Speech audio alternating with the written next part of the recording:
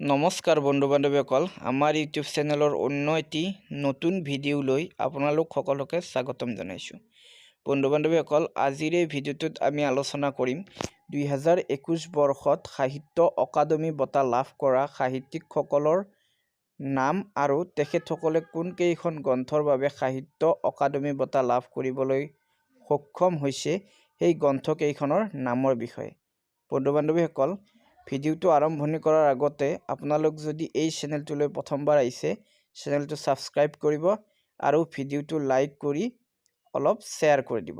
বন্ধু বান্ধৱীসকল আহকচোন পলম নকৰি ভিডিঅ'টো আৰম্ভ কৰোঁ। বন্ধু বান্ধৱীসকল ইয়াত এখন অৰণ্য আছিল। উপন্যাসখনিৰ কাৰণে অনুৰাধা শৰ্মা পূজাৰী বাইদেউলৈ 2021 চনৰ সাহিত্য অকাডেমি বঁটা প্ৰদান কৰা হৈছে। অনুৰাধা শৰ্মা পূজাৰী বাইদেউক 2021 চনৰ সাহিত্য অকাডেমি বঁটা প্ৰদান কৰা হৈছে।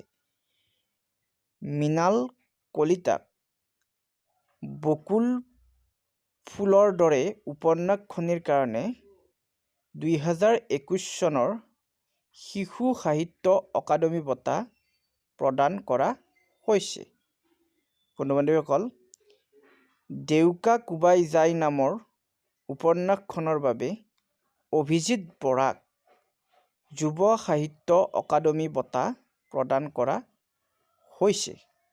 বন্ধু বান্ধৱীসকল আটাইকেইজন সাহিত্যিকলৈ আমাৰ তৰফৰ পৰা থাকিল আন্তৰিক শুভেচ্ছা আৰু অভিনন্দন। ইয়াৰ লগে লগে আজিৰ এই ভিডিঅ'টো ইমানতে সামৰণি মাৰিছোঁ। আশা কৰোঁ ভিডিঅ'টোৰ জৰিয়তে আপোনালোকে কিছু অলপ হ'লেও জানিব পাৰিলে। ধন্যবাদ। জয় আই অসম।